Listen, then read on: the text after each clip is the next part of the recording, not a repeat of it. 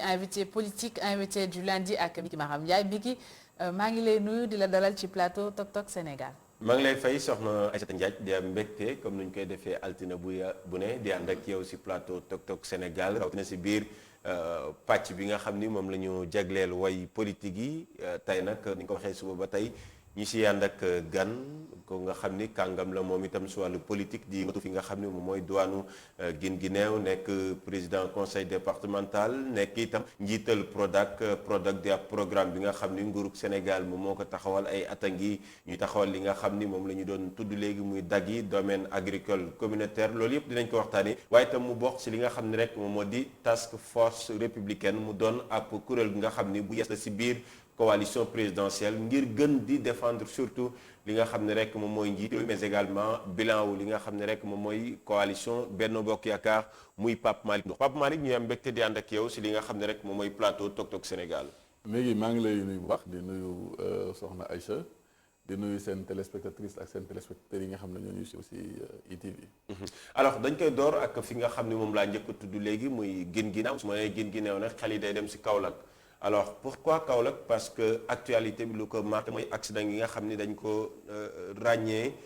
si axe boobu noonu bu mujj ak camion gros porteur daal dinay jaar si ab taxi ba ñeenti nit daal si ñàkk seen bakkan amul solo sax ñuy dikkaat si nationalité bi mais camion la bu faat ay doomu aadama bëri na accident yi nga xam ni dafay am si biir dëkk yi rawatina axe boobu alors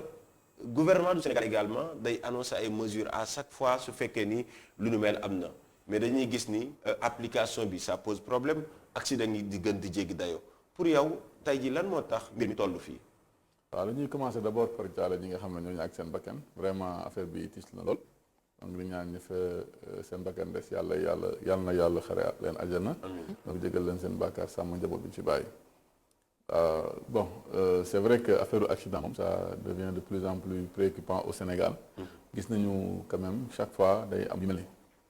maintenant nag parfois il faudrait que ñu def beaucoup plus de sensibilisation vis-à-vis de ñi nga xam ne ñoom ñooy dawal parce que tey soo xoolee lii wala accident boobu en tout cas ci zone boobu nga xam ne xam naa ko baax mënoo taxal à 100% état bi parce que fekkee yoon bi baax na amul benn difficulté foofu bon maintenant nag parfois il faut reconnaître que ñi nga xam ne ñoom ñooy nekk acteurs yi parfois indiscipline da ciy yokk parce que foofu tey soo xoolee yoon boobu ñu lay wax su fekkee ne loolu mën na fa xew cela veut dire que waa ji doon dawal à vive allure te loolu quand même bon je sais l'état moom quelque que soit la situation mën na ci am responsabilité. Effectivement. Mais parfois aussi il faudrait mettre en exergue la responsabilité individuelle de personnes yi nga xam ne ñoom ñooy kii. maintenant nag mais am na ay responsabilité individuelle mais état également su demee gis ni responsabilité individuelle yi ñu ngi bëri at bu ne daanaka luy ñàkk seen bakkan ci tali bi bëri na rawatina à l'intérieur du pays est-ce que également état mënul jël ay mesures yi nga xam ne dina tax mbir mu wàññeeku carrément. par exemple defar tëli yi nekkoon na ci benn solution parce que je pense que en 2012 2013 am na benn étude bu ñu defoon gisoon nañu ne par exemple tëli yi yàqu yi dafa doon impacter positivement sur nombre d'accidents yi am gis nañu effort yi nga xam ne gouvernement bi def na ko ci tëli yi maintenant aussi comme je vous dis responsabilité individuelle bokk na ci te parmi les réformes su ma juumul bokk na ci li ñuy wooyee permis à point. Bon, maintenant, la mise en œuvre aussi, on en parle depuis longtemps. Mais quelle est la réaction, le rejet même entre guillemets, des acteurs, notamment les transporteurs sur ces permis à point-là. Donc, pour dire quand même qu'il y a beaucoup de réformes qui sont en plus, c'est vrai, gis nañ ne lu bëri dafay nekk. mais lan mooy intérêt bi. même fekkee ñoom dañ ko rejeté. est-ce que tamit état du xool intérêt askan wi fekkee point permis à point moom mooy tax mbir mu wàññeeku. pourquoi pas ñu appliquer ko comme. benn exemple laa joxe rek ci permis à point. parce que mais pour montrer quand même que parfois aussi acteurs yi ni ñuy defee rejet systématique sur leen yenn politique yi nga xam ne njort nañ ne mun na régler ay problèmes loolu aussi dañ ko war a mettre en exergue bon maintenant toujours effectivement yu mel ni su amee quoi qu'on puisse dire la responsabilité incombe à l'état parce que état bi ñu am ñun façon état ñu yor xale sax bu rombee dëgg jam ko dañ naan état mooy responsable c'est vrai loolu c'est normal maintenant lu ñuy def rek mooy peut-être ñaax état bi sur les réformes ñu gën ci taxaw mais aussi au-delà ñi nga xam ne ñooy acteurs yi comme je vous le dis transporteurs yeeg yooyu ñu quand même xam ne seen bakkenu ay askan ngi si seen volant donc ñu xam lu ñuy def pour que beneen yoonee ñu mën a éviter genre la ñu xaw. d'accord alors au-delà li nga xam ne moom mooy accident yi nga xam ni moom la ñu ràññee beneen actualité bi lu ko dominer mooy inondation alors Pape Malick Ndour gouvernement bi nga xam ne si nga bokk coalition présidentielle gouvernement actuel bi heure bi daaw lu nu mel lañ doon dund maanaam mbas mbënd mi autant pour moi solo ñu bëri si biir Sénégal ñu ñëwaat ñu dugal ci nag ay milliards yu bëree bëri président dem ba Kër Massar fa la annoncé woon sax ni Kër Massar day doon département ba tey matérialisé nañ ko mu tawaat ñett yoon Ndakaaru tey ji Kër Massar fu président demoon ñu ni dugal nañ fi ay milliards tey la wàllu gën a aay tey la nit ñi gën a nekk si ndox et pourtant yóbbu nañ ko ba assemblée nationale indi si ay solution ni milliards yi suñ ko si defee ndox mi jeex tey dañul alors finalement est-ce que qu'est-ce qui se passe réellement Pape Malick. bon en tout cas man du ma def benn analyse approfondie ci situation boobu l'essentiel li nga xam ne moom laa mën a wax parce que gis naa dem naa Kër Massar il y a cela je pense un mois. Bon, j'ai vu qu'il y a eu beaucoup de points de contournement ak yu mel noonu j'ai compris. tawagul woon waaw bien sûr mais j'ai compris bu ma gisee point de contournement yi amoon j'ai compris effectivement que y avait le Kër Massar était en chantier Kër Massar était en chantier donc loolu je pense que ñu dëkk Kër Massar mën nañu ko seetlu mën nañu ko nangu moi je pense que j'ai visité ku mel ne ay cité Aïnou Mady ak yu mel noonu ak un peu les Parcelles Assainies mais j'ai vu que y avait beaucoup de travaux yu fa amoon te yooyu yëpp je pense que ay travaux d'assainissement la woon. Bon maintenant est-ce que loolu moo ko expliqué oui ou non bon je ne saurais le dire parce que amaguma ci ay éléments d'information yu clair mais li ma leer ba leer mooy Kër Massar était en chantier relativement donc à ces questions d'assainissement donc loolu je pense déjà ça peut permettre de dire clairement que des investissements sont en train d'être faits et que donc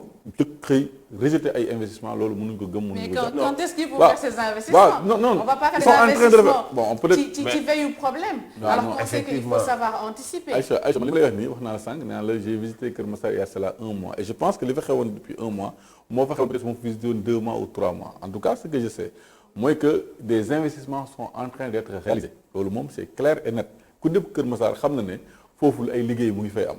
maintenant liggéey dafa waroon jeex depuis longtemps wala tey la waroon pare wala dara bon là c'est une affaire de technicien xaw ma délai mais également le gouvernement war naa fexe di bay anticiper parce que xam na ne lii su jotaatee ñu gënaat milliards dugal fa askan wi nekk ci ay jafe-jafe après ñu bàyyi ba nawet jot ñu ne dañuy def travaux mais liggéey yi ma fa gis laa lay expliquer man d'abord maa ngi ko visité avant Noël loolu dama koy confirmer ici et ñu dëkk Massar ñu ngi foofu yaakaar naa ñu ngi may dégg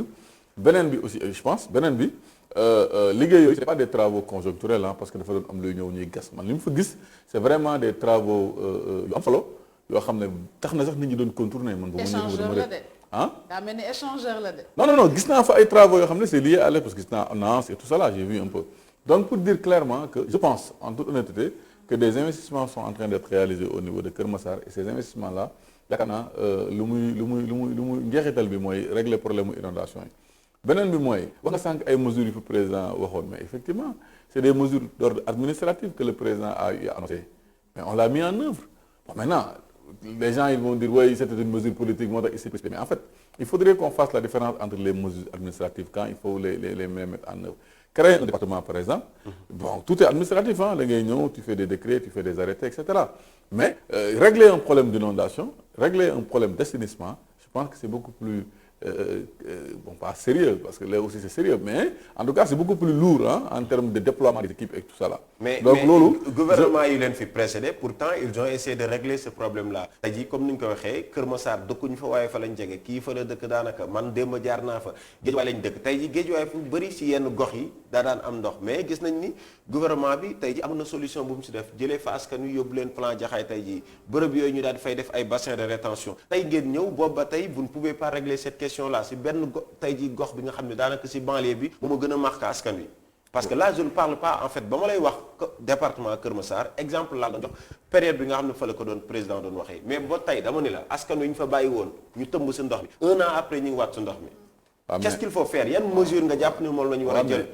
milliards ci dugal l'évaluation et tout ça mais mesures yi mesures yi man de mon point de vue mooy investir dans l'assainissement mesures yi mooy fexe ba nga xam ne ndox fi mu daan taa mu jóge fa c'est-à-dire que pour man c'est une fuite même en avance le fait de dire ah oui fii day taa déplacé naa ni yóbbu naa leen feneen loolu quand même c'est une fuite en avant la preuve gis nañ foo xam ne doon taa déplacé wuñ nit ñi waaye tey soo fa demee taa amatu fa parce que dañ ko restructurer dañ ko defaraat donc pour man li ñuy def état bi xam noo ko il y a des zones yoo xam ne en vérité dafay inondé parce que simplement il y a pas amul ay investissements qui ont été consentis dans le domaine de l'assainissement donc il faut assainir ces zones-là et je pense que c'est ça qu'il faut faire. Les gens ils ont parlé de milliards moi je pense que am na fi commission boo xam ne defoon nañ ko commission d'information bi amoon assemblée nationale wóolu nañ leen ci seen liggéey li ñu wax dal na suñu xel sur le plan gis-gis. ay fay wane leneen. non c'est ça aussi la problématique. xam nga du fay parce que lu ñu waxoon mooy milliards yi utiliser nañ ko bu baax. waaw mais xam nga mais tey ñu ñëw. waaw xam nga mi ngi nekkul situation boo xam ne dañuy taxaw ñu ne 1 milliard la ñu dégagé. apparemment dafa mel ni da ngay xaw a minimiser situation. non bien sûr j'ai du respect envers les populations qui sont là-bas et qui sont en train de vivre cette situation donc du mënuma ñëw fii di minimiser mais li ma la bëgg a wax mooy. mënuma nangu aussi que ñu jàpp ne eh bien voilà xaalis bi dañ ko jël dugaluñ ko fii wala non c'est-à-dire que il n'y a jamais eu de situation où on dit que on a 1 milliard de francs CFA wala 1 million de francs CFA pour régler ce problème-là. On a un problème d'ordre général et global dans beaucoup de zones, Guédiawaye, Keur Massar, Pikine, Rufisque, etc. Et même dans les quartiers comme Ngane Sayer à Kaolack par exemple, Gawane, Touba, etc. Donc c'est dans un cadre global. Ziguinchor, c'est un problème à peu près. Donc pour dire que c'est un problème d'ordre global, de l'argent a été consenti, ñu ngi nekk di ko régler progressivement mais dire que ne xaalis bu di dugal nañu ko donc le problème est réglé moi je pense que c'est comme dire joxe naa dépense suma kër. Est-ce que vous avez l'ambition de régler la question des inondations avant la fin de votre mandat 2024? Non mais moi je suis persuadé que c'est une préoccupation majeure du gouvernement. Aujourd'hui on est en train de faire un excellent travail sur ça. Maintenant aussi il faudrait qu'on le renforce davantage mais je pense bien que ce problème-là sera réglé inchallah. Alors est-ce que vous êtes satisfait de la gestion bi seen régime yéen def ci li nga xam ne mooy problème inondation yi en 10-11 ans. Bon écoute xam nga su may wax rek yàlla tax man dinaa satisfait jour bu ma toogee ñu ne Sénégal amatul sur problème dinaa taxaw ñu ne Sénégal am problème boobu amatul ba malheureusement ça n'existe nulle part dans le monde et dans aucun pays du monde amul fenn fooy gis ñu ne lii état bi song na ko daan na ko ñëpp kontaan nañ loolu mun am c'est-à-dire que ce que je suis en train de dire damay ne effort yi nga xam ne état bi def na ko quand même c'est des efforts que nous avons vu parce que gis nañ fi ay zone Pikine avant 2012 gis nga nu mu doon mel je vous rappellerai jamais que je ne rappellerai jamais assez que vous vous rappelez en 2012 on a fait des télétons waxuma la sax zone boobu mais on a vu dans le département même de Dakar il y a eu des inondations ay zone bi et cetera ay bopp ak yu mel noonu HLM vous vous rappelez de ces événements-là aujourd'hui on n'en parle plus. Maintenant, il y a encore des autres. Non, c'est-à-dire que vous vous rappelez en 2011, en 2012 ce que les gens disaient allo waaw fii de ci parcelle lii moo fi xew allo waaw Pikine lii moo fi xew allo bopp HLM lii moo fi xew c'était global, c'était général. Mais aujourd'hui attends, aujourd'hui on n'est plus dans cette situation. Dieu merci parce qu'il y a eu des investissements qui ont été faits mais aussi yàlla ko dimbali ñu ak tawul mais moi je sais que au-delà du fait que tawul nu mu doon tawee am na aussi un effort du gouvernement donc pour dire réellement que il y a eu des efforts qui ont été faits aujourd'hui par rapport ak fi ñu tolloon en 2012 donc plus ou moins je suis satisfait de ce que l'État a fait mais maintenant comme je vous l'ai dit état bi ba léegi le problème persiste donc maa ngi ñaax état bi pour mu gën a góorgóorlu ci loolu. alors ba tey si jafe-jafe askan wi la ñuy waxtaanee ginnaaw li nga xam moom mooy accident yi wax li nga xam moom mooy inondation yi dañuy wax maintenant si mbas mi alors mbas mi Pape Malick gis nga Sénégal daanaka bés bu yàlla sàkk jamono ji lu néew fukki doomu aadama dinañ ñàkk seen bakkan tey jii daanaka léegi ñu egg ñaari junni doomu aadama yi nga xam dañ cee ñàkk seen bakkan mu doon li nga xam ni bés bu nekk muy gën di jéggi dayoo alors tolluwaayu mbas mi fii si biir Sénégal ban jàngat ak ban responsabilité tey nga am parce que dañoo nekkoon si première vague ñu dem si deuxième vague jàpp ni gagné nañ combat bi mais ñu jékki-jékki rek troisième vague bu ñëw mel na lu ñu bett Sénégal est-ce que jàpp nga ni mbas mi nu ñu ko yoree rawatina nguurug Sénégal avec à sa tête d'abord le président de la République ensuite le ministère de la santé yorin bu baax la parce que à un moment donné dañ doon fëgg dënn waaye te dafa mel ni dëgg gi leneen la wane. moom man jàpp naa ne yorin bi ñaawul. mais baaxul non ñaawul yorin bi ñu ko yoree c'est bien plus ou moins bien on peut dire parce que pour beaucoup de raisons tey soo xoolee fu ñu tollee ci mbas bi vaccin yi la ñu jàpp ne moom mën a quand même atténuer affaire bi. tey amul benn Sénégalais bu bëgg vacciné wu tey ñu ne la doo vacciné wu parce que amul foofu vacciné wu je pense que ñun léegi sax Sénégal toll nañu boo xam ne dañuy fëgg ci kër yi wala dañuy harceler nit ñi pour ñu ñëw vacciné wu alors que peut-être dans d'autres pays c'est pas le cas encore donc loolu déjà foofu fu ñu toll nii actuellement li lëmb réew mi actuellement li lëmb monde bi mooy. mais par exemple ñu jëloon AstraZeneca démb la ñu doog a am li nga xam ne dañu kaa may mu jóge Royaume-Uni. waaw non mais exemple laa joxe même su fekkee ne. mais est-ce que dafa ci mooy su war tam pour am vaccin. topp di ñaan dëkk bu ne duñu may également est-ce que mooy solution. xam nga soo ne ñaan day lu si ëpp nag dañu kaa may. waaw non mais xam nga vaccin yi moom yi fi ñëw yëpp lu si ëpp dañu ko may. non mais xam nga soo taxee rek nga ne ñaan da ngay résoudre affaire bi c'est cette question là c'est un fléau mondial. yaa ngi dégg bon maintenant pour anticiper dans ça président de la République fexe na ba nga xam ne presque en Afrique en tout cas en Afrique j'en suis sûr unité de production de vaccin bi ñu nar a créé Sénégal lañ ko nar a créé donc loolu déjà le président a anticipé sur ça je pense que fii ak ay jamono yaakaar nañ ne ñu may ay vaccins et non pas des ñaan ay vaccins donc loolu c'est un exemple que je donnais maintenant avant boobu sur les questions liées à la sensibilisation des populations wax leen ne leen non nañu def lii je pense que l'histoire a montré que chaque fois fu ñu ci tollee rek président de la République régime bi gouvernement bi quand même taxaw nañu taxawaay bu am solo bi nga xam ne moom la ñu doon xaar ci ñoom maintenant sur le plan économique aussi avec les impacts qu'il a eu sur l'économie aussi boobu tam taxawaay bi rafet donc pour dire globalement à chaque fois fu ñu toll ci mbas bi rek damay gis une réaction positive boo xam ne mën nañ ne gouvernement bi mu ngi koy def maintenant nag on ne peut pas dire que tout est rose comme j'ai l'habitude de le dire il y a eu encore des améliorations qu'il faudrait faire notamment par exemple dans la prise en charge des cas graves loolu par exemple effectivement il faut reconnaître qu'il y a eu des efforts qui ont été faits parce que gis nañu le nombre de lits de réanimation yi nga xam ne am nañ fi bu nga xam ne mbas bi moom lay commencé wala avant deuxième vague bi ak heure bi teg ci yem. non si ponk boobu nga taxaw nañ ci taxaw. fu nga yem noonu. parce que li ngay ndamu ni Sénégal ba mu daj lépp le ministre l'a dit on a moins de 60 lits de réanimation. Est-ce que jàpp nga ni dans un pays normal comme le Sénégal surtout période bi ñu génn 1000 milliards teg ko ci table ji on se retrouve avec 60 lits de réanimation dans tout le pays. waaw léegi moom laa lay expliquer ma ne la effectivement foofu encore ça reste encore des choses à faire mais néanmoins il faut aussi reconnaître les efforts qui ont été faits. mais est-ce que vous pouvez maanaam mieux faire. parce que tey jii 1000 milliards la. 1000 milliards tey jii nga war a investir ci ay lits de réanimation parce que tey jii bés bu ne au moins il y a 57 personnes ci bilan bu mujj bi yu nekk réanimation donc on peut dire que ni 3 lits de réanimation moom moo disponible période bi may wax ak yow. waaw mais en plus des autres malades. oui mais en tout cas je suis parfaitement d'accord avec vous effectivement il y a eu encore des efforts qui doivent être faits notamment sur la question de la prise en charge des cas de réanimation maintenant li nga xam ne moom laa bëgg mettre en exergue mooy léegi ñun. dañuy wax Sénégal avant Covid bi ñaata lits de réanimation amoon dans Sénégal yëpp il y a eu des efforts qui ont été faits. ñëwoo leen fi démb de Pape Malick. non vous êtes là depuis 2012. mais waaw bon vous êtes là depuis 2012 en tout cas mais au moins entre 2012. waaw d'accord nañu ba mbas bi ñëw Sénégal. vous n'avez rien fait comme ay des lits de réanimation dans les hôpitaux. non écoute dama la ne soo gisee dama la bëgg foofu li ma bëgg mettre en exergue foofu mooy la prise de conscience. Même si c'est le cas, au moins le Covid nous a permis de prendre conscience qu'effectivement il faudrait qu'on fasse des efforts dans si affaire boobu noonu. Donc pour dire clairement qu'il y a eu des efforts quand même qui ont été faits. Maintenant mënuma wax ne effort doy na Sénégal képp ku feebar dañ lay prendre en charge loolu ñemee moo ko taxaw di ko télé bi il faut encore qu'il y ait des efforts. Maintenant li ñuy wax 1000 milliards il faut pas qu'on caricature en disant oui 1000 milliards investir nañ ko ci affaire bi mais maintenant ba léegi ay problème de réanimation. Il faudrait qu'on ñu rappelé wu le contexte du déblocage de ces 1000 milliards-là. Effectivement, à un moment donné, on parlait moins de Covid et plus de faim.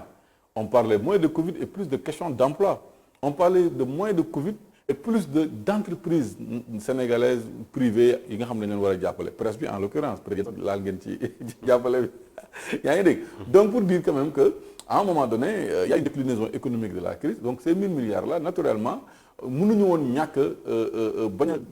a investir ci yeneen secteurs yu secteur santé maintenant aujourd'hui c'est vrai c'est vrai quelque part mu dire que écoutez si vous aviez bien planifié les choses planification non c'est ce que disait par exemple mais troisième vague mais disons lu mu wax mooy par exemple Ousmane Sonko lui il dit que ni quand vous avez 1000 milliards nga am benn problème boo bëgg a solutionner nekkul da ngay jël lu si ëpp nga dugal ko si koom-koom bi xam nga problème bi lan la est-ce que doo ko faj ba noppi maanaam investir si santé par exemple au moins la moitié de l'argent ñu dugal ko fa ba nga xam ne feebar bi day jeex wala ñu am solution parce que moom dafa kon moom nekkul woon Sénégal bu mu xamee ne feebar bi dafa touché woon économie vraiment pourquoi vous le dites ouais parce que li muy wax c'est paradoxal c'est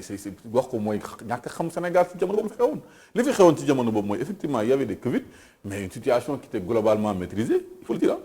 bu jamono bu ñuy génnee ay 1000 milliards il faut le reconnaître c'était pas une crise sanitaire on n'avait pas une crise sanitaire c'était pas aussi alarmant que ça yaa ngi dégg Et au même moment, la situation économique, et au même moment, il faut reconnaître que la situation économique était alarmante. Oui, mais c'était une conséquence de la crise sanitaire. Hein. Voilà, non, c'est vrai, c'est une conséquence, mais ce qui a causé, donc, qui était moins important que la conséquence. C'est-à-dire que la crise sanitaire, en quelque sorte, plus ou moins, la maladie, en tout cas la Covid-19, la situation bi mu tolloon ci jamono boobu soo ko doon comparé ak situation économique bi ñu tolloon ba nga xam ne sax tax moom moo tax ay booy génn di tas dëkk bi ak mel noonu mais quand même c'était beaucoup plus alarmant moo tax la preuve 1000 milliards yu ci ëpp ñu investir ko ci domaine boobu maintenant ce qui est arrivé les gens vont parler de planification mais kan moo planifié woon la troisième vague même les pays les plus développés ne pensaient pas à cette affaire de troisième vague beneen affaire bi ci xew mooy à un moment donné il y a eu le vaccin avec toutes les prévisions sur le vaccin xam nga on a pensé que le vaccin pouvait régler des problèmes et tout aujourd'hui on se rend compte que le vaccin notamment ne permettre la nga éviter Covid-19 donc c'est affaire la boo xam ne ñun ñëpp monde bi tout le monde kenn maîtriser wu dañuy jëm di dem di avancer di xool recherche yi di ñëw def wax comme non vaccin on a pensé que ça mais pas Malick si à ce stade quand même si après près de 12 ans ngeen toog si nguur gi nga ne que Covid bi dafa tax ngeen def prise de conscience ci ni ñu gérer li nga xamante ne benn pàcc ci wàllum santé est-ce que nekkoo di avouer un certain échec ci politique sanitaire bu président Macky Sall. Aïcha dama ne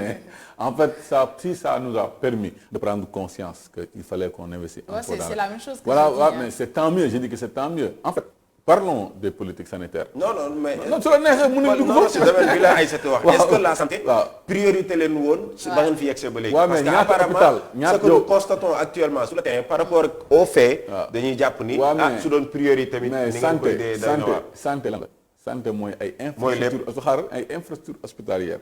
mais Aïssa ñaata infrastructure hospitalière. oui mais xam nga hôpital Dalal Jàmm dañ ko tabax. pendant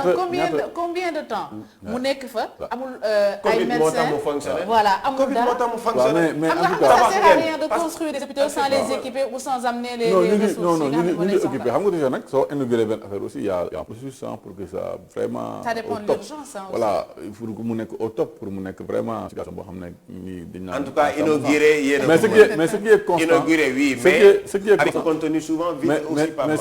Ce sont des faits en fait. non pas contenu vide. parce que hôpital boo leen dem léegi da nga relever niveau 2 wala niveau 3. alors que amul matériel askan wi ba tey da ngay gis ni seen dëkk yow yaa gën a xam li ñuy wax nii parce que yow vous êtes à l'intérieur du pays xam nga ni ba tey ji bëri na ay doomu Sénégal yi nga xam ne pour am doom dañ leen di teg tey ji si kaw sareetu mbaam wala fas yóbbu leen si dëkk ak dëkk mais est-ce que en 2021 Sénégal war nañoo mën a toll fu ñu mel. mais Migui je suis parfaitement d'accord avec ce que vous dites mais il faudrait aussi reconnaître qu'il y a eu des efforts qui ont été faits dans ce domaine-là.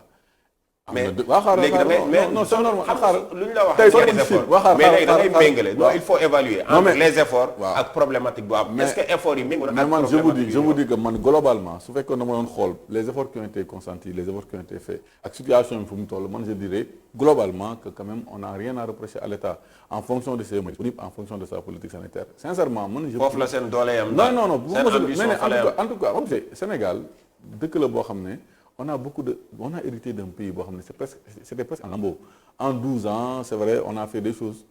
pas en 12 ans d'ailleurs, en 9 ans, on a fait des choses, mais des choses qui doivent être encore améliorées. Je suis parfaitement d'accord. Aujourd'hui, soo ma waxee ne am na ñoo xam ne ñu ngi am doom excité mun naa la wax ne la tey am na ñoo xam ne césarienne du ñu fay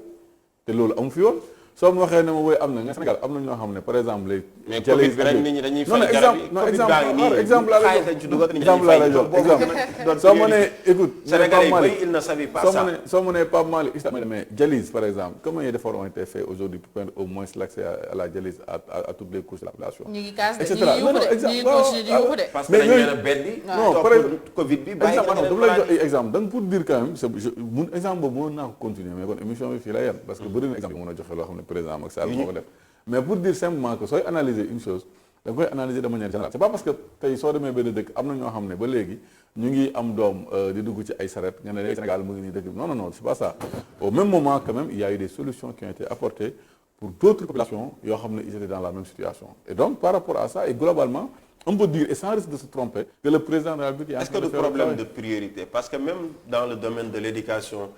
jamono ji nga xam ne ñu bëri soo demee peut-être Guinguinéo wala nga dem Waalo suñu dëkk ak yooyu noonu yëpp ay abri provisoire moo fees jël nañ 10 milliards yi dañ koy dugal ci ay. c'est une intoxication est-ce que du problème de priorité. loolu intoxication la. est-ce que ça déedéet kay wax la. président Sénégal. ak gouvernement Sénégal mais am na programme de résorption des abris provisoires am na ay milliards yu ñu dugal foofu waxuñu ko. waaw non dama lay wax xam nga tamit lii nii. waaw non lii dafa mel ne askan wi lay déglu aussi. da nga leen di xeebal seen jàngoro alors que tey soo demee à l'intérieur du pays. dëkk yi ma la wax muy waaloog yooyu yëpp ma lay wax. mais génne ne wu ma dëkk mais dama lay est-ce que sa dëkk bi sax yow am ko dama lay wax bu gën a dee dama ne génne ne ba ma dëkk man am na ay abri provisoire loolu dama est-ce que c'est normal sax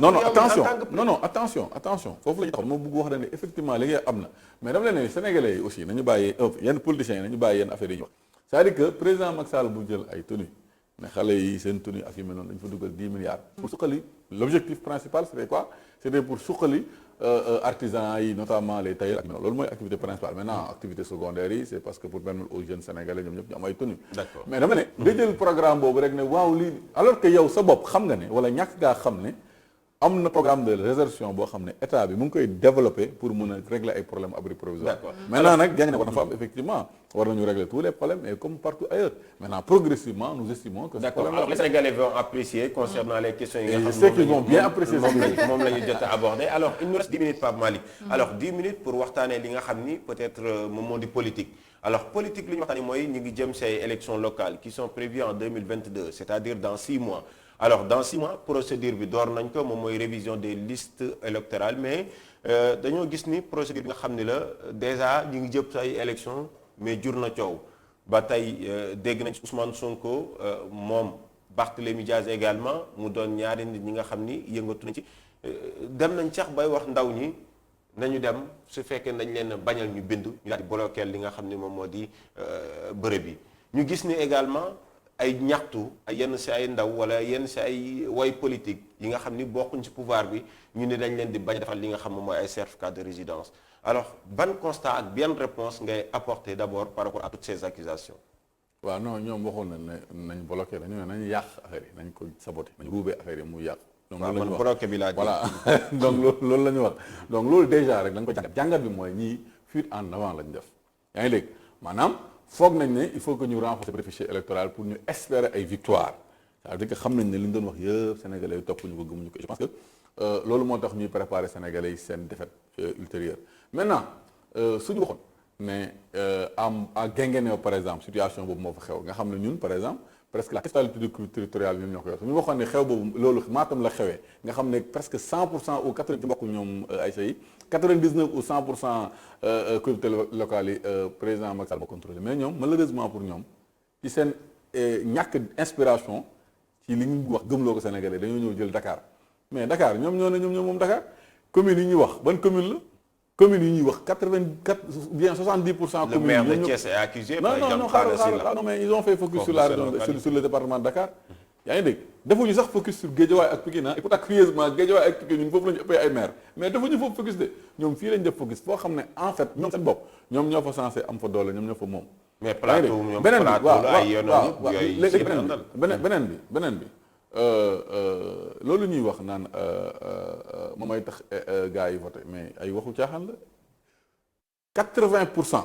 des personnes yoo xam ne dañuy inscrire ci fichier électoral yi booy seen adresse. loolu rek ça fait pas pour ñu inscrire leen maanaam soxlawuñu sax ñuy am ay certificat de résidence donc ñi soxla certificat de résidence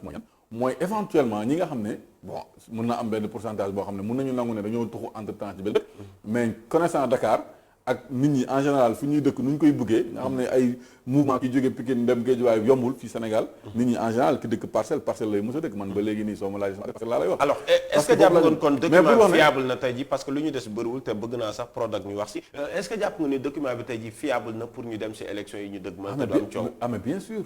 parce que effectivement coow loolu amul fenn man dégguma ko Pikine dégguma ko Guédiawaye dégguma ko Guinguinéo dégguma ko Matam dégguma ko Podor mais c'est pas parce que déggoo ko foofu aussi mais parce que amu fa man Guinguinéo je suis un acteur politique à Guinguinéo ba léegi nii exemple bu ndaw la Tambacounda il a envoyé exemple bu ndaw la il a envoyé yi nga wax yëpp mais dama lay wax exemple bu ndaw moo la jox man soo jëlee kaaw Guinguinéo commission yi ñu ngi gis commission yi 80% des commissions amul sax présence opposition foofu ñun la ñoo fa parce que ñoom seen bopp ñëw ay acteurs politiques foofu à la base intéressé wu leen sax coow rek tey demal ci commission yi ngeen def reportage seen waajoo def ay reportage wax leen gars yi ñu def ay reportage ci commission yi xool présence parti politique yi coow fii naan nekk Dakar di sonal nit ñi ngeen xool leur présence sur le terrain sur la commission administrative elles sont même pas là-bas les personnes qui sont censées être là-bas donc loolu déjà jàngat la def leen ko vous aurez une idée claire sur alors visiblement vous êtes beaucoup plus actif sur question politique yi par rapport ak li nga xam moom la ñuy waxtaanee ba tey mais sànq da ngaa wax benn affaire bu am solo nga ni tey jii ñoom dañuy anticiper seeni défaite. Bien sûr. alors Pape Malick suñ la déggee ngi wax dafa mel da nga ànd ak confiance à 6 mois des élections. Autrement dit vous avez oublié les événements du mois de mars askan wi la alerte bu ñu leen lancé woon. jàppoo ni tey jii vous avez toujours est-ce que jàpp nga ni yéen a ngi am confiance ba tey. mais rien à voir avec les élections. rien à voir avec les élections. bien sûr élection lan mooy tax nit ki day dem gis ni yow mënoo indi satisfaction si bëgg-bëgg. waaw xam nga tax ma ne la rien à voir avec les élections d'abord élections yi c'est des élections locales yoo xam ne suñu ay président Macky Sall il a investi beaucoup de choses sur le plan communautaire c'est-à-dire que un investissement de l'État bu jógee ci État dem directement ci collectivité territoriale quand même c'est important PUDC Promoville et cetera donc waxuma la sax gouvernement bi ñun fi mais même opposition bi sax suñu muusee rek mun a jaxase mun nañu sax utiliser programme président Macky Sall pour campagne donc par rapport à ça man aw mu ci doute. Maintenant, il y a eu des événements qui sont passés. Chaque fois dans la vie d'une nation, il y a toujours des gens qui se révoltent, qui viennent voir. Mais ñaata nit ñoo gënoon par rapport à la population de manière générale. En tout cas, le président tax na mu génn le 8 mars di wax. Naturellement, président Macky Sall. Il ne faut pas minimiser les événements. Non, je ne l'ai pas minimisé.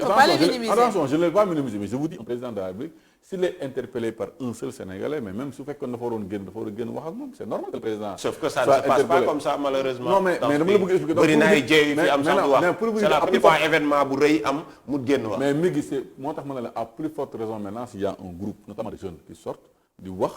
di kaas ñu xam ne lii lu ñuy kaas ñëpp xam nañ ne ça n'a rien à voir ak actualité ba newoon ci jamono boobu. mais que c'était autre chose. bu mu ko waxee wax na si y a eu des mesures qui ont été prises qui sont en train aujourd'hui. alors yow APR nga bokk fi nga toog bi passé fii la lancé na gàññi saaxu toogoon bokk si yéen daanaka ponk yu bëri sax bokkoo leen si gis-gis yorinu mbas mi leneen ak leneen bokkoo leen si gis-gis mais dafa am benn tiitaange moom bi nga xam ni soxal na la yow mooy yéen taxawaay bi ngeen war a am APR si élection ñu dëgmal maanaam soo leen bëggee bàyyi par exemple Alioune Ndoye mu nekkoon Dakar Plateau ngeen bàyyi ko fa xeex ki nga xam ne tey jii moom mooy directeur wu CICES par exemple nga demaat ci beneen localité APR ci élection yi yan moo war a doon seen ambition dëgg-dëgg pour après 2024 ngeen bañ a.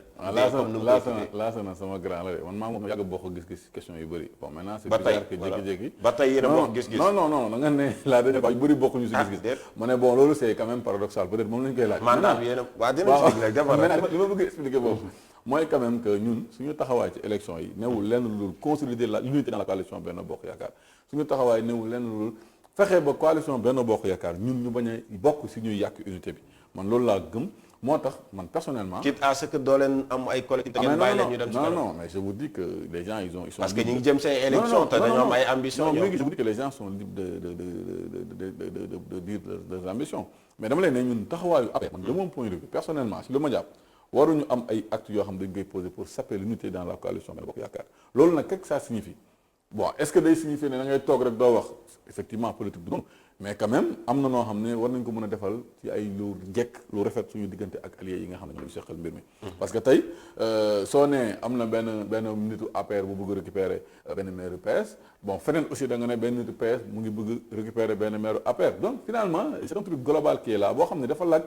réflexion bu baax dafa laaj échange yoo xam ne suñu leaders yi nga xam ne ñoom ñoo ñu yàgg conférence des leaders notamment ay président Aminata Mbengue Ndiaye président Macky Sall ay. jàpp ne élection locale yi narul signé peut-être signe yu njëkk yi pour tas coalition bi. mais ñaata élection moo fi jaar. bokk de bii mooy fin mandat la bii fin mandat la. non il faut que tam sooy analyser nga koy analyser ak contexte bi bii ñu ngi jëm si fin mandat c'est-à-dire à 3 ans de la présidentielle. waaw mais 2017 élection yi fa amoon 2017 élection législative bi élection fin mandat la 2017. élection fin mandat 2017 ban. élection législative élection législative man li mandat élection locale la. ban mandat la élection locale 2014 la fi gëj. ngeen yokk mandat yi di yokk rek. non mais en 2017 am na élection en 2016 am na élection. mais Migui les enjeux ne sont pas les mêmes parce que en 2017. on était sûr que le président Macky Sall day nekkaat candidat. en 2019 ah kon yow tu es sûr bon écoute. donc là on est dans le ni oui ni non on ne sait pas. comme on est dans le ni oui ni non. yow sax nangu nga ko parce que ñun xamuñu lay xew ëllëg. mais am nga si gis-gis. non intellectuel nga am nga si gis-gis. bien sûr que mun naa ci am gis-gis. lan moo war a doon mais lu tax may taxaw di wax sama gis-gis. loo xam ne ñëw déet pas mal bu fi ñëw question bu ñu la laaj nga mun a tontu wax sa gis-gis question bi nga ne lu tax may wax sama gis-gis. sama tontu kenn mooy man lu tax may wax sama gis-gis newul loolu de. man dama tontu loolu fi tey jox sa gis-gis non pour expliquer clairement en fait en réalité pour revenir un peu sur question bi dañ leen ko tere jàpp non man tu sais man kenn mënu ma tere dara. ah déet président terewul wax ci mandat. président lu mu wax c'est clair par rapport à cette question de mandat là wax naa si bu ñu dévoyer le débat tey soo ñëwoon fii taxaw. man leen Pape Malick nee na président Macky Sall dafa war a am mandat li ma fi wax lu am solo yëpp askan bi wax si jëriñu muy mbënd meeg ay élections yi yëpp leen koy jël teg ko fële. d'accord alors pour finir Pape Malick. leneen ko yaay njiital Prodac. Prodac ibbi nga bu yàggul dara dak bu Kër Momar Sarr ànd seeg le président de la République ak jëwriñ bi yor wàllu ndaw ñi alors laata Prodac bu dak bu Kër Momar Sarr CFA ibbi woon nañ ko. Au mois de décembre dernier yaa ngi woon Diourbel c'était pour lancer les travaux dak bu Kër Samba Kane avec le ministre 8 mois ngeen joxoon délai Kër Momar Sarr également joxoon ngeen ñu 2 mois ni di ngeen ibbi bu Kër Samba Kane ak bu Sangalkam alors 2 mois jot na fan la mbir mi toll. non en fait délai bu ñu joxe woon c'était plutôt d'ici la fin de l'année xam nga après y a eu peut-être. yi ma la wax kay ce sont des faits maintenant fekkee indi ngeen sa ay coppite si biir. non amul coppite non dama lay expliquer xam nga dama lay expliquer amul benn coppite man j'ai été toujours constant par rapport à ce que je dis on a dit de manière claire que daggu Kër Samba Kane ak daggu Sangalkam boole nañ ko sax ñoom ñaar d'ici la fin de l'année dinañ ko inaugurer loolu la ñu wax. Bon maintenant après j'ai vu dans la presse que après on a parlé de 2 mois mais 2 mois yooyu mosuñu ko wax honnêtement. mais vous n'avez pas démenti également donc li jàpp na loolu amoon. parce que soo amee gis nañ presse li mu wax. ak non defoo leen précision on a précisé peut-être dans d'autres cadres et tout ça bon c'est vrai vous me donnez une suggestion j'aurais dû faire une déclaration solennelle pour dire effectivement mais pour vous dire de manière honnête et claire ñi may suivre ci réseaux sociaux yi ñu suivre aussi ci yeneen plateforme de communication yi xam nañ ne quand même on a toujours dit que Sangalkam ak Samba Kane. mais est-ce que ça décolle ce programme boobu noonu parce que. mais ça décolle bien sûr. non parce que nu mu yokkee moo doy waar ba ngeen ibbee CFA yàgg na. parce que man ba mu fay dem naa fa jamonoy Mame Mbaye Niang woon ba mu nekkee ministre barki démb la ñuy doog a fonctionnel bu Kër Momar Sarr daanaka presque 3 ans 4 ans yu ne te soo xoolee liste bi xool naa léegi sa site laataa may ñëw fees na dell dëkk bu ne war naa am Matam ak fu ne boobu ba tey yéen a ngi toll si ñett à 3 ans de la fin de votre mandat. 29 milliards yi ngeen si waroon def. tey coow la fi ba tey. dara leerul. je suis parfaitement d'accord qu'il y a eu un retard dans la mise en œuvre de ce programme mais li am solo mooy la relance bi nga xam ne moom ngay laaj est-ce que ça décolle effectivement ça décolle ça a décollé même d'ailleurs et pour le dire 2014 ba 2021 on était à 1 DAC ñu ngi ñëw fi en 2019 en 2 ans on a réussi à dire de manière claire que ci 2021 bi dinañ am 3 DAC supplémentaires donc en une année on aura 3 DAC supplémentaires pourquoi on aura 3 DAC supplémentaires en une année parce que y a eu un temps. ñaata moo war a am. waaw non dama l'expliquer. au total ñaata la 29 milliards c'est combien. dinaa ñëw ko on fait l'évaluation non 29 milliards yi moom 4 DAC la maanaam fii ak fin d'année moom on parle là plus de question de 29 milliards loolu moom je pense que c'est clair. maintenant non est-ce que du beneen xaalis bu bees aussi parce que 29 milliards amul beneen xaalis ba tey leerul. c'est leer na Mbaye Niang dem na ñëw na fii moom sax nee na fii la toog mooy wax boobu du dañ non mënul dañ parce que leerul. waaw non wax boobu moom vraiment mi ngi mënul leer parce que wax naa si lu ma si wax naan fii ak fin d'année dina am yeneen 7 DAC supplémentaires Kër Samba Kane dina pare Kër Momar Sarr pare na déjà Sangalkam dina pare maintenant si yeneen projet yi ñu am yi nga xam ne moom ngay laaj si décollement bi décollage bi du moins mooy fii ak fin d'année njortu nañu ne incha allah bu neexee yàlla dinañu commencé waat au moins 7 DAC ba 7 DAC supplémentaires commencé travaux maanaam mooy Kolda Boulel mi ngi fi de te janvier da lay invité mais avec leen mën 31 décembre dama koy ñëwaat pension ndaw parce que ndaw ñi la soxal mais da nga dem fële gën gi neew wala Kaolack nga jëm bii yoon si élection yi non man Guinguinéo laa rek lu muy wuti Kaolack man je suis Guinguinéo man je suis de Mbadakhoune je suis président du conseil départemental Guinguinéo donc man maa ngi Guinguinéo toog da ngay jëlaat boobu bon moom lay wax sànq gis nga man par respect envers les militants par respect envers les alliés par respect envers la coalition Benno Bokk Yaakaar man Pape Malick personnellement à l'heure où on parle je me refuse de déclarer une quelconque candidature un simple exemple lan moo ñuy leer na ñun suba ñu am ay alliés yu bees yu ñu ëpp doole Guinguinéo ñëw fa bokk ci parti bi te war a gën a mériter président conseil départemental donc moo tax man personnellement comme Souleymane Ndéné Ndiaye non moom il est déjà là-dedans mais dama bëgg expliquer ne en fait ñëw pour ni man la candidat la man bu dee candidat la da ngay bàyyi non dëggoo ma de man dama lay ma ni waaw wax ma yow de dama ni moom bu dee candidat la da ngay toog bàyyi non dama la bëgg man dama lay wax liy tax ma nekk ak ma question non dama lay tontu non mais parce que jeex su ma la tontee yow lay xaar nga su ma la tontee da nga xam li ma bëgg a wax man su ma defee ba élection yi jot ñi ma bokkal coalition bi y compris Souleymane Ndéné Ndiaye moom ci boppam ak partem du moins sax la wax parce que moom il vote plus à Guinguinéo mais moom partem PS AFP APR suñu responsable suñu maire yi suñu militants yi suñu jeunes yi suñu femmes yi ak population bi taxaw ne Pape Malick buggaat nañ ko mais damay taxaw ma sabatam mais dama ne tollaguñu foofu. donc pour l'instant je me refuse quand même de faire une quelconque déclaration et je me préfère continuer liggéey bi nga xam ne moom lañ ma dénkoon parce que 3 mois 4 mois ma di la jaajëfal baax lu mu ndaw ndaw ndaw mën na ma permettre ma toog ci ma di la jaajëfal baax a baax si li nga accepté invitation bi ce matin. ñun ñoo ko bokk vraiment maa ngi leen di remercier aussi Aïcha ci débat bi donc di yaakaar ne li ñu doon xaar si ñun ci waxtaan respecté nañ ko te population bi dina si am njëriñ. merci beaucoup Aïssata Ndiaye. di jaajëfal baax a baax ñi nga xam ne ñoom ñoo di téléspectateurs yi. alors di jaajëfal bu baax a baax mi ngi Maram Ndiaye ak ganama di fàttali Pape Malick Ndour moo nekkoon ganam muy coordonnateur bu Prodac nekk itam bokk nekk membre ci task force républicaine ñu koy jaajëfal bu baax a baax di jaajëfal mi ngi Maram Ndiaye Papa Len Sarr Papa Ibrahima Ndiaye ak ñëpp ñi nga xamante ne jaaxoon nañ ci plateau bu Tok Tok Sénégal di jaajëfal toute l'équipe technique rendez-vous suba jàmm ci beneen numéro.